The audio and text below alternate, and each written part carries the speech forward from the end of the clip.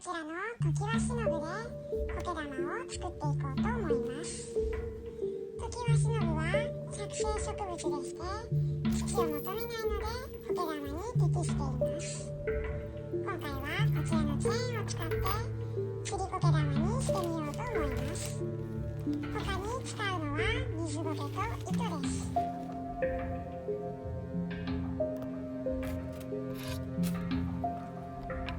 まずはトキワシノブの株分けをしましょう。水苔を剥がします。そうしたら根を切り分けましょう。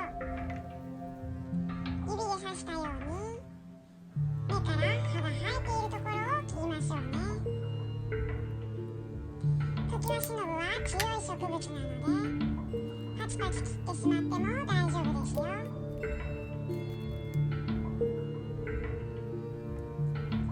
切った株はこんな感じです。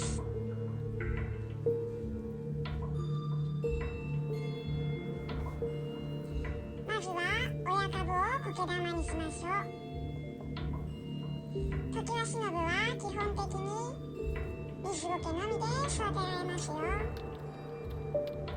まずは根を包むように水苔を巻き、緑色の毛糸で巻きます。緑色の糸だと目立たないので仕上がりが綺麗ですよ。水苔がほどけないようにぐるぐると巻きましょう。巻けたらチェーンをくくりつけましょう。まず糸を縦にぐるりと回します。糸を一度結んだらチェーンに糸を通します。チェーンと苔玉を結びましょう。無事くっつきましたね。そうしたら水苔を巻いて丸くしましょう。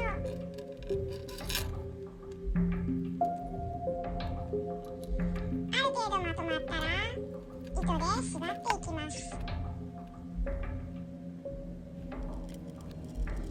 お好みのサイズになるまで水苔を巻いたら糸で縛って形を整えましょう。親株は完成です。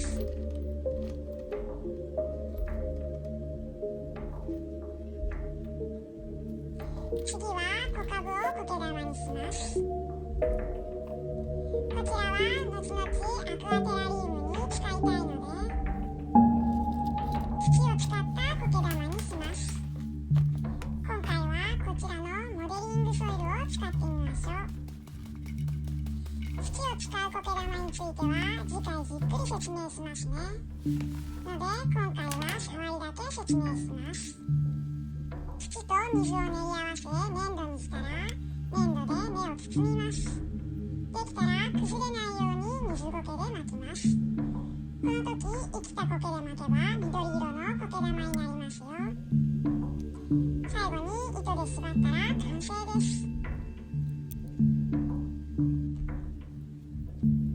小さい苔玉が完成しました。最後にできた吊り苔玉をご覧ください。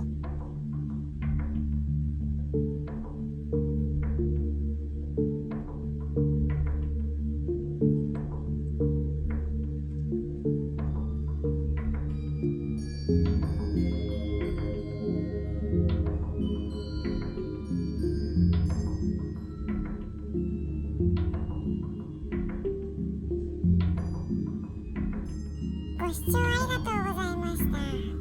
左が関連動画、右が最新動画になります。よろしければ